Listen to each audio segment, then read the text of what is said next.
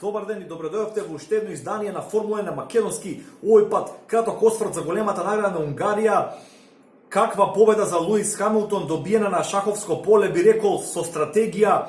Мислам дека ваква добра стратегија немаме видено од пред неколку сезони, кога Даниел Рикјардо тогаш во Red Bull го направи истиот потек и со промена на пневматиците во правиот момент, не давајќи му можност на својот конкурент да влезе во бокс, да го стори истото, да го буквално надигра. Би рекол, оваа победа оди на грбот на инженерите во Мерцедес, на главниот инженер на Луис Хамилтон, наспроти инженерите во Red Bull, бидејќи Макс Верстапен даде се од себе, дечкото буквално нигде не сгреши целаа трка. Видовме и во оној дуел кој го имаа Хамилтон и Верстапен, оној близок дуел.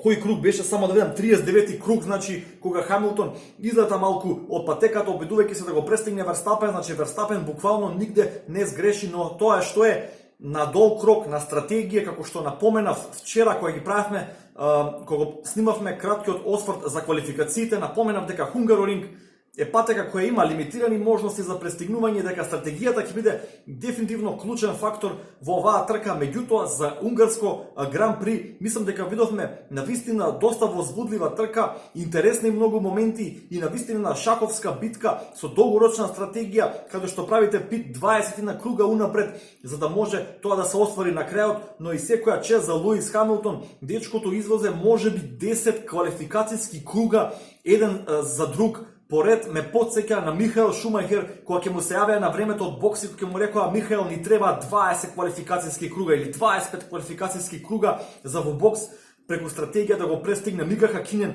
во времето со Мекларен, тие епски дуели, така што на вистина секоја чест за инженерите на Мерцедес, но секоја чест и за Луис Хамилтон, кој на вистина десетина круга ги добро извозе, 2-3 болида кои беа заостанати, малку го успорија во тој негов поход, но сепак капата доле за Луис Хамилтон, капата доле и за Макс Верстапен, кој сепак заврши втор денеска, и за Себастијан Фетел, кој имаше една релативно неутрална трка. Видовме на крајот еден само многу краток дуел со неговиот тимски колега Леклер, и тоа е за окружување на подиумот.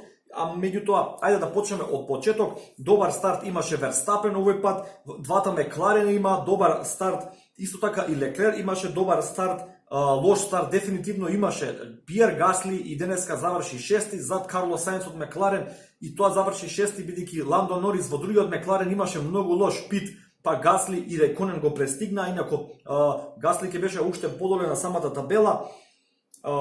Боташ видовме дека доби видовме дека доби оштетување на оној дуел со едното Ферари, па мораше да влезе во шести круг да промени предно крило, меѓутоа ги промени и плевматиците се префрли на тврдата компонента. Па гледавме потоа одличен дуел помеѓу двата болида на Торо Росо, помеѓу Квиат и Албон. Буквално 4-5 свиоци воза еден покрај друг, максимално во рамките на дозволеното, ферплей, како што заслужува Формула 1, а истовремено добар дуел. Потоа, како што напоменав, лош пит за Ландо Норис, кој изгуби 3 позиции во тој питстоп. Зланата лева плевматица, мислам дека беше заглави во питот, неуспешно навремено менување на тој плевматик. Па гледавме оној краток дуел помеѓу Хамилтон и Верстапен, од кога Хамилтон виде дека не може да го помине Верстапен на патеката, и во тимот на Мерцедес увидоа дека истото не е можно, се одлучија за оној феноменален пит, каде што Хамилтон ја смени стратегијата буквално на 20 круга до крајот со 20 секунди разлика. На вистина пред свршен чин беа ставени инженерите во Red Bull и се надеваа дека Хамилтон можеби ќе заглави повеќе во сообраќај со заостанатите болиди, или можеби се надева дека едноставно Хамилтон премногу брзо ќе ги изгори тие гуми, па Макс сепак ќе има таа тактичка предност со позиција на патеката, но видовме на крајот дека излезот од последниот свиок, каде што гумата дефинитивно игра најголема улога поради тракцијата. Видовме дека Верстапен немаше шанси да се одбрани со Хамилтон, плюс ДРС-от, така нареченото нужно зло во Формула 1, го направи тоа престигнување го направи премногу лесно за Хамилтон. Напоменав на крајот уште еден краток дуел помеѓу двата болида на Ферари. Ботас во последните неколку круга успеа да украде 2 позиции, односно да го престигне Албон и да го престигне Норис, така што финалната десетка Хамилтон, Верстапен, Фетел, Леклерк, Сајнц, Гасли, Реконен, Ботас, Норис и Албон, би рекол повторно, одлична трка, четврта поред за стандардите на унгарското Гран При. Ова беше навистина возбудлива трка. Формула 1 дефинитивно сврте на друга страница последниве 2 месеци и заслужено оди на летна пауза.